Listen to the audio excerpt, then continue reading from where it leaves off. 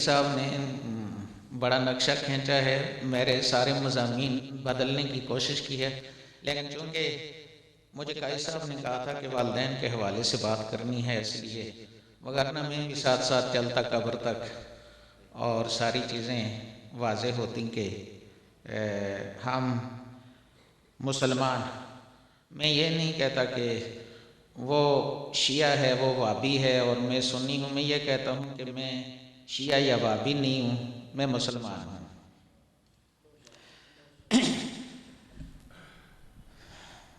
مجھے کسی نے کہا جی کہ یہ کافر کہتے ہیں اور وہ آگے سے کافر کہتے ہیں، تو میں نے کہا جی میں تو اندھے مفتی نے بھی 9 ذوالحج کو نمرہ میں کہا کہ یہ داعش والے کافر ہیں، تو میں نے کہا کافر تو نہیں ہیں، ہم تو ان کو کافر نہیں کہتے، وابی ہیں، کیونکہ کافر وابی تو نہیں ہوتا، گستاخ رسول تو نہیں ہوتا۔ یہ تو سارے یہاں سے بھاگ کر جتنے بھی گستاخ رسول تھے وہ افغانستان گئے، وہاں سے ابو بکر بغدادی کے مرید ہوئے اور وہ داعش والے ہیں، ان میں تو کوئی بھی مسلمان ہم ان کو کہہ سکتے ہیں، اذانیں دیتے ہیں، نمازیں پڑھتے ہیں، مسلمان اسی کو کہا جاتا ہے، توحید کو مانتے ہیں۔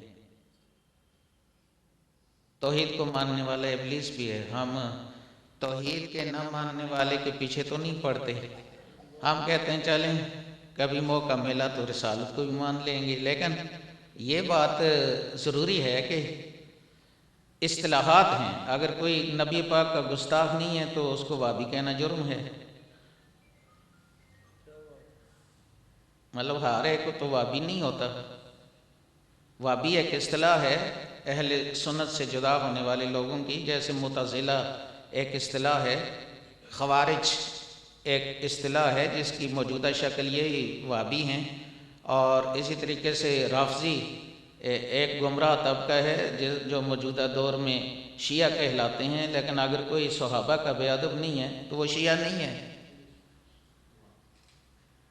اگر صحابہ کا بے ادب ہے تو وہ شیعہ ہے، اس اصطلاحی نام ہے اس کا۔ اس لیے ایسی مولانا محمد عمر اشروی اور ان لوگوں کے بعد اور ہزاروی صاحب کے بعد اور علامہ سید احمد سعید کاظمی رحمۃ اللہ تعالیٰ علیہ کے بعد لوگوں نے اپنا معزز ہونا دکھایا اور سب کو گڈ مڈ کیا کہ ہم کسی کو کچھ نہیں کہتے، ہم جو کوئی جو ہے اس کو وہی کہتے ہیں، ہم یہ گھبرائیں گے نہیں کہ جو کوئی ہے ہم کہیں گے یہودی ہم نہیں کہتے، عیسائی ہم نہیں کہتے، کیوں؟ ایک مسلمان لوگ ہیں دنیا میں یہودی ہیں، ہم ان کو یہودی کہتے ہیں، ہم ان کو کچھ اور تو نہیں کہتے، ہم یہودی کہتے ہیں، ہم سنی کو سنی کہتے ہیں، مسلمان کو مسلمان کہتے ہیں، وابی کو وابی کہتے ہیں، شیعہ کو شیعہ کہتے ہیں، اس میں تو کوئی۔ اور شیخ الحدیث صاحب چشتی صاحب اللہ غریق رحمت فرمائے، مولانا عبدالمجید چشتی یہ وہیں پڑھ رہے تھے، تو ان کے سامنے ایک بچے نے کتے کو کہا کورے وابی، تو شیخ الحدیث صاحب نے آدھا گھنٹہ کہا کہ مولانا آپ نے ظلم کر، وہ چھوٹے بچے کو بھی مولانا فرمایا کرتے تھے، بڑے کو بھی، سب کو، طالب علموں کو، تو آدھا گھنٹہ آپ نے افسوس کیا کہ مولانا آپ کتے کو کہتے ہیں، کل کتا قیامت کو اٹھ کر کہے میں گستاخ رسول نہیں تھا اور اس نے مجھے کہا ہے۔ جو لوگ وابی کہلاتے ہیں ہم ان کو وابی ایک عمومی لفظ سے کہتے ہیں، ہم ہر آدمی کو وابی نہیں کہتے، وابی کا مطلب نبی پاک کا بے ادب ہونا ہے، اگر کوئی بے ادب نہیں ہے تو ہم اس کو وابی نہیں کہتے، اس کو خفا ہونے کی ضرورت نہیں ہے۔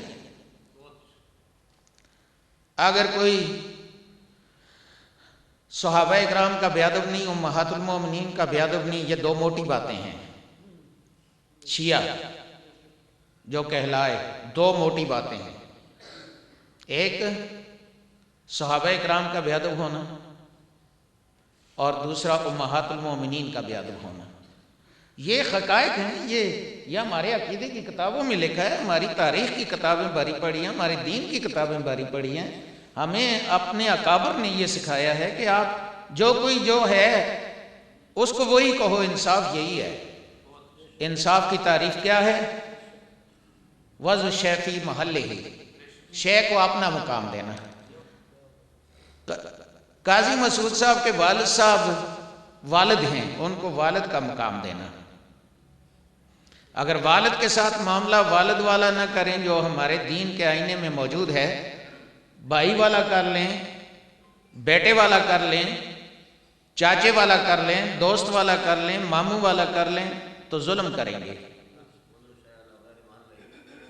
وضع شے فی غیر محلہ ہی، شے کو اپنا مقام نہ دینا یہ ظلم ہے.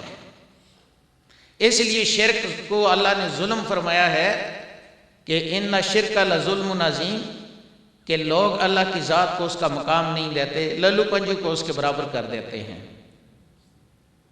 ان الشرک لظلم عظیم، تو شے کو اس کا اپنا مقام دینا کوئی بھی ادبی نہیں ہے. وابی وابی ہے، سنی سنی ہے، شیعہ شیعہ ہے، کافر کافر ہے، مشرک مشرک ہے، یہودی یہودی ہے، عیسائی عیسائی ہے. ہم تو یہ کہتے ہیں کہ کسی کو جو وہ ہے اس کے علاوہ نہ کہیں. ابلیس ابلیس ہے، لیکن ہر توحید ماننے والا مسلمان نہیں ہے، لیکن ہر نبی کو ماننے والا مسلمان ہے. نسبت عموم خصوص مطلق کی ہے. ہر توحید والا ضروری نہیں کہ ایماندار ہو، ہر رسالت ماننے والا ضروری نہیں کہ ایماندار ہو. رسالت کو ماننا، اس کی وجہ رسالت سے محبت ہو تو یہ ایمان ہے. رسالت کو مانے وجہ محبت نہ ہو تو مسلمان ہے. رسالت ہے اس کو ماننا شرعی تقاضا ہے، اور رسول سے محبت کرنا یہ ایمانی تقاضا ہے. مسجد تقوی اور مسجد ضرار دونوں میں فرق یہ ہے. وگرنہ شریعت اور دین سارا، اسلام سارا مسجد ضرار میں بھی ہے بظاہر، 19-20 کا فرق نہیں ہے، اور مسجد تقوی میں بھی ہے. ایمان کا تعلق اندر سے ہے. ایمان کی گارنٹی کسی کو دینا اس کی اجازت نہیں ہے، کیونکہ ایمان پر آگاہ ہوگا تو گارنٹی دے گا.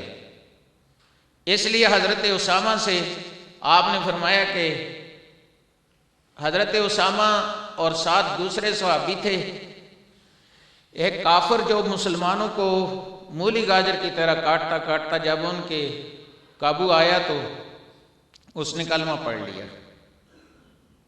دوسرا صحابی محض کلمہ سن کر پیچھے ہٹ گیا. حضرت اسامہ نے سوچا کہ یہ ڈر کے مارے کلمہ پڑھ رہا ہے، دل سے نہیں پڑھ رہا، اور آپ نے اس کو قتل کر دیا. جب پیارے آقا کے سامنے تشریف لائے تو فرمایا خل شککت قلبہ و رأیت ایمانہ و قتلتہ، کیا آپ نے اس کا دل چیر کر دیکھ لیا تھا کہ اس میں ایمان نہیں اور آپ نے اس کو قتل کر دیا؟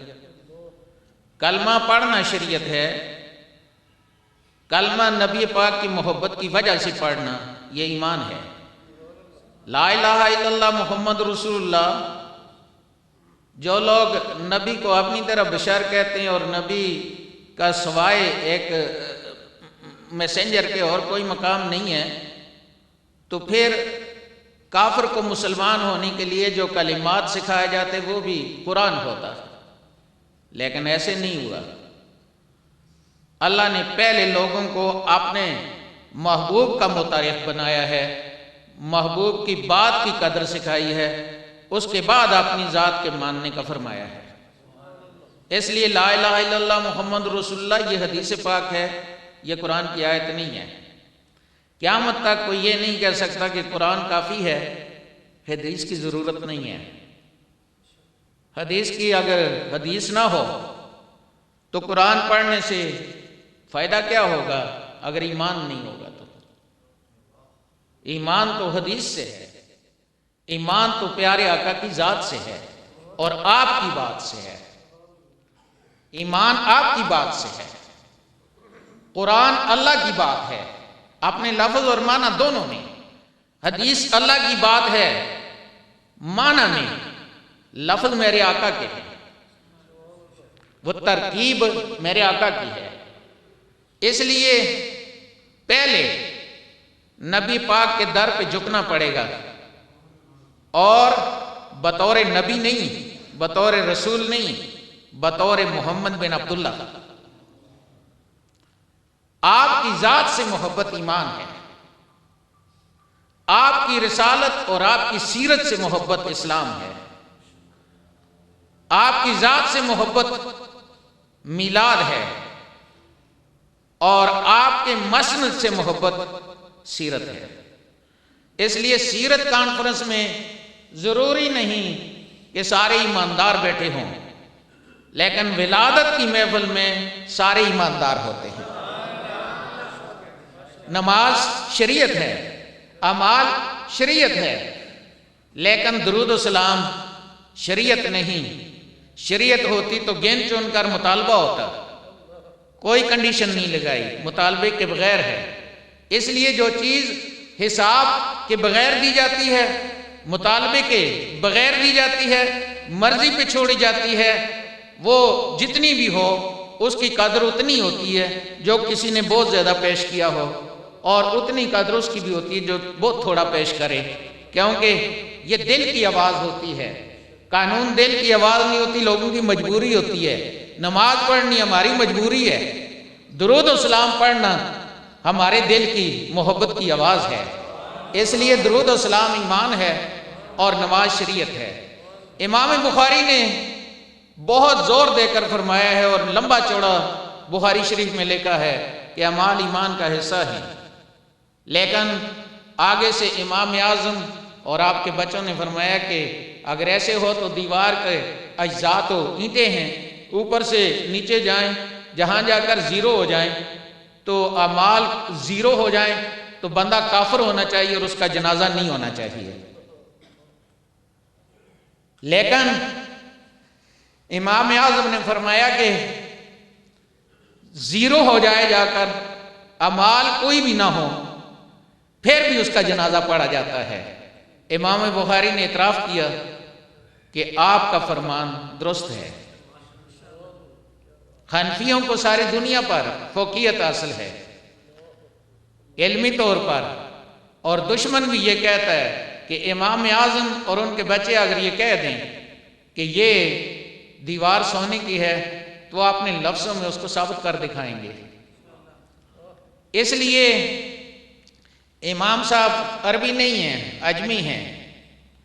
عرب و عجم کے ساتھ بات نہیں ہے، بات نبی پاک کی محبت کی ہے۔ ابھی آپ نے شیخ سعدی کے چند لفظ سنے ہیں، صلو علیہ وآلہ، یہ اللہ نے نہیں فرمایا، یہ پیارے آقا نے فرمایا۔ سعدی نے 3 جملے کہہ دیے، اس کے بعد بیٹھ کر غور کرنے لگے۔ میرا انتہائی مشفق بھائی ہے، 1-2 لفظ آخر میں کہہ کر مولوی میں جان ڈال دی انہوں نے۔ میں ایسے نہیں کرتا، اور میں ایسے کہتا بھی نہیں ہوں۔ میرے اکابر نے بھی ایسے نہیں فرمایا کہ آپ لیپ پوت کریں اور گڑ مٹ کریں اسلام اور کفر کو۔ اسلام الگ ہے، کفر الگ ہے، ہر کسی کی اپنی ڈیفینیشن ہے، وہ اسی پر رہے۔